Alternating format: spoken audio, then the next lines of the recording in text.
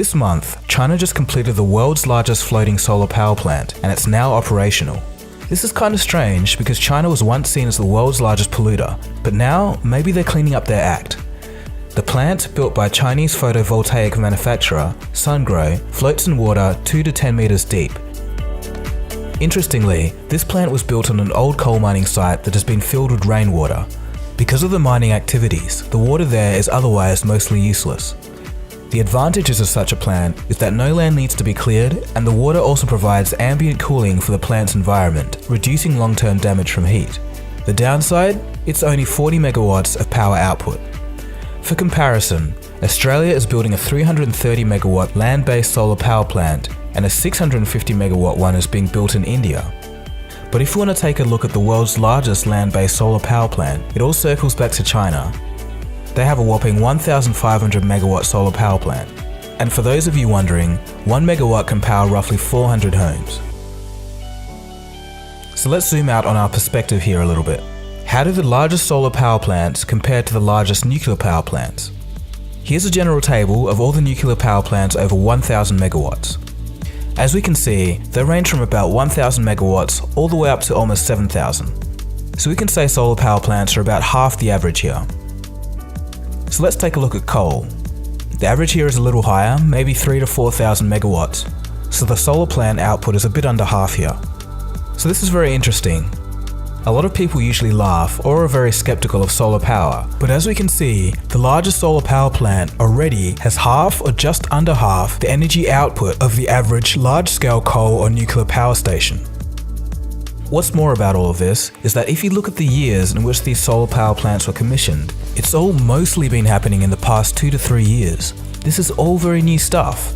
So what this means is that at this point, the technology is at its worst efficiency and the most primitive it will ever be. Solar power plants are only going to get better from here on. Alright, so this sounds all pretty good, but what about the energy storage? How do you store the received energy from the sun to use at night? Well, there's a couple of options. You could go down the battery road with the implementation of a new use for an old technology. Specifically, battery packs like Tesla's power packs. They are the utility-scale battery packs that are used in California and also used to currently power entire islands in Hawaii from solar power. With this method, the off-demand storage issue could be solved. For power plants that use solar thermal energy directly, storing excess energy in molten salt is also a solution. One of the more interesting methods I've heard of is a little experimental. It involves storing energy within rock cavities such as mountains using pressure. A friend of mine who I met at the St. Gallen Symposium is doing this with his company, Allocaze. I've already briefly mentioned him in my Europe video, but we'll be doing a video together on this technology. It's pretty interesting stuff. This experimental method could be a future solution to the off-peak energy problem with power plants that are in suitable geographical locations. Another problem with solar is that obviously, when it's night or cloudy, you're hardly going to get any power from the sun. For this reason, solar power plants are probably going to be a complementary technology to take the strain off the main power grid until energy storage solutions get perfected. So I know what some of you would be thinking. What about the pollution caused by the actual production of solar panels? Well, as it turns out, the amount of environmental damage caused by the production is totally dependent on who's creating the solar panels in the first place. The environmental impact ranges from virtually nothing all the way to pretty devastating in places where environmental consideration isn't a priority. The main risk comes from the chemicals used. Fabricating solar panels requires chemicals such as sodium hydroxide, hydrofluoric acid, and carbon tetrachloride, which can all lead to dangerous waste byproducts.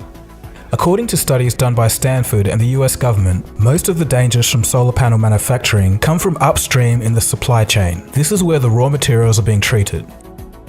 In other words, it's most dangerous for the actual workers producing the panels. However, if regulations are followed, it is a safe work environment.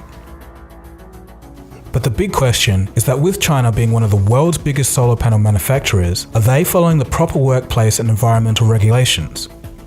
In the past, a Chinese firm was caught dumping toxic solar panel waste into a river. While this was a few years ago, and since then from the limited data received, China is getting much cleaner in their production pipeline, it still raises some questions.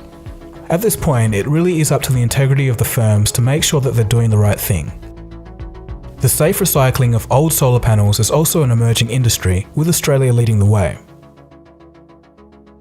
So on this point, if companies obey regulations and solar panel recycling becomes commonplace, we could have a future with true clean energy on a large scale without waste. It sure isn't the final destination in clean energy, but it's rapidly becoming a valid stepstone. So why have these solar plants only been coming online in the past 2 to 3 years? Well, in a video that I did a while ago on solar, I did mention that there was a rule similar to Moore's law called Swanson's law. It's a rule of thumb about how quickly the price of panels will drop in relation to time. The cost of solar panels are dropping rapidly and will continue to do so. So right now and in the future, it's enabling mass-scale solar panel production. So there you have it, the strange world of solar power plants. What was once completely unfeasible due to cost is now becoming a silent trend